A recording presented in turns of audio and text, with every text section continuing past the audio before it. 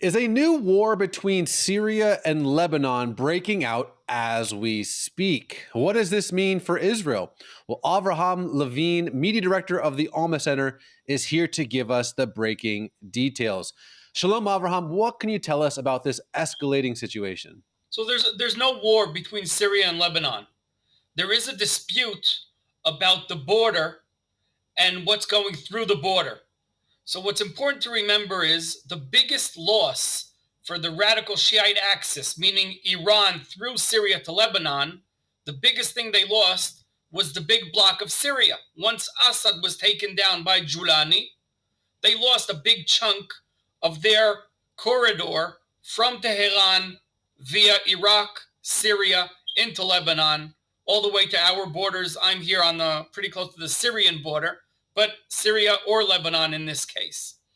And what's happening now is Hezbollah, trying to recover and rebuild, is trying to keep on bringing in weapons and arms from Syria, while Julani wants to keep the power on his side and close down the border like it should be between two normal countries, essentially. And that's what the dispute is about. It's about the smugglers, the essentially local militias that are in charge of the smuggling from Syria into Lebanon. So between them and between the new Syrian army led by Julani.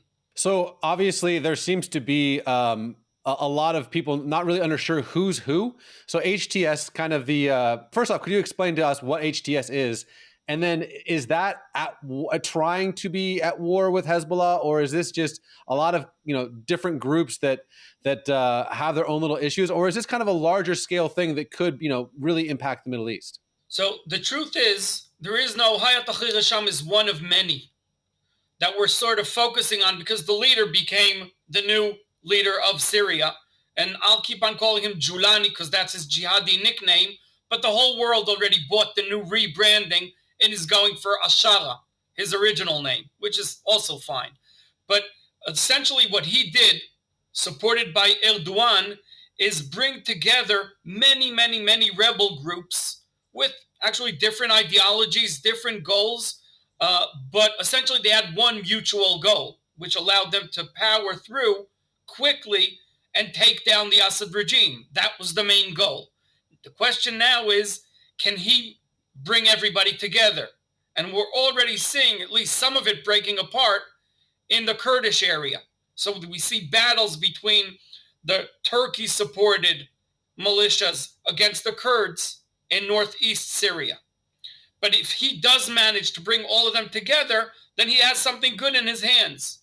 So one of the groups, the one that he led in the past few years, is Hayat Tahrir al-Sham, previously named Jabhat al-Nusra, which is an offshoot of Al-Qaeda. So a jihadi group.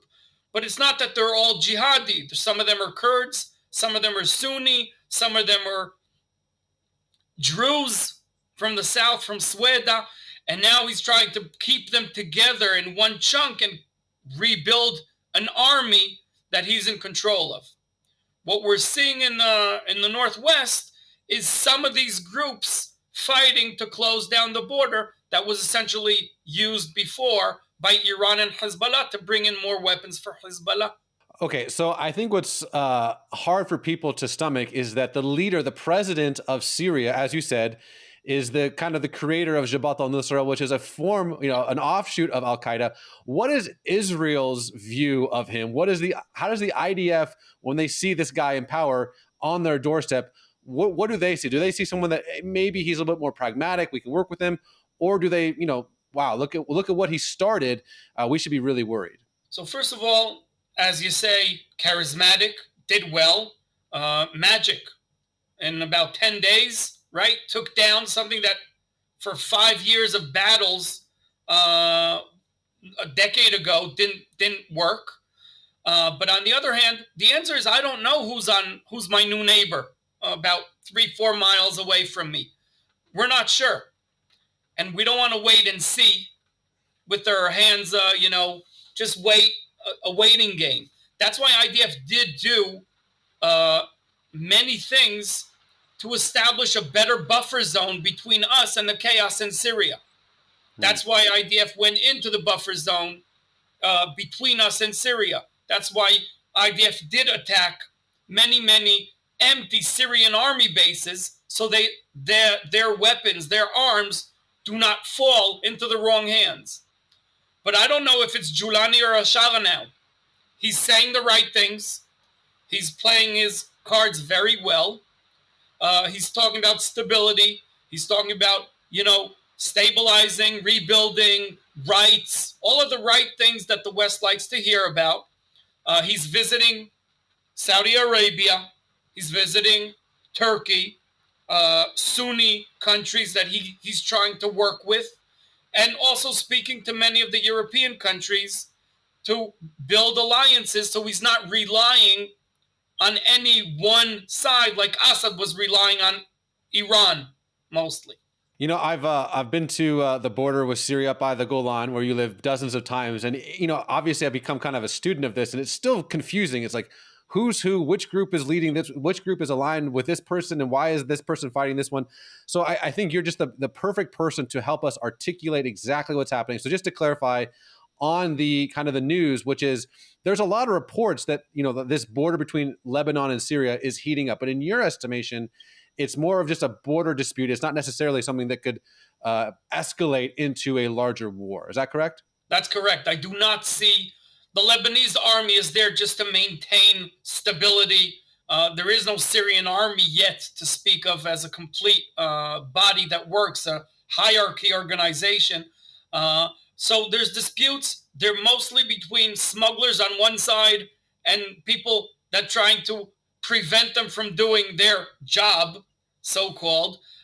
There's no war between Syria and Lebanon. And I think both countries do not want a war. Both countries are not in a great situation. Both countries don't have not the ability and not the time to invest into this dispute that I think will stay local, and the families there have to find a new way to make a living.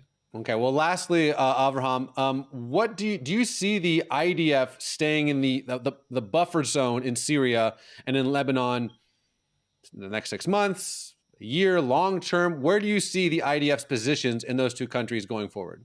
Well, the answer is that the reasoning is clear to me, and I think they will stay. IDF will stay where it needs to stay in order to make sure that we're not again counting and relying on a fence.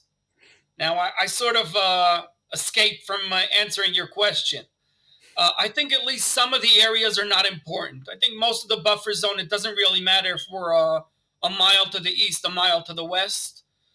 There are certain strategic spots that IDF might stay for a longer term and make sure that it doesn't fall into the wrong hands of either Hezbollah on one side of the border or the new Syrian regime on the other side. Well, it's a very confusing situation. Thanks for bringing a little bit of clarity, and I know it's late in Israel, so thanks for joining us. Toda rabba, Avraham. My pleasure. Thank you.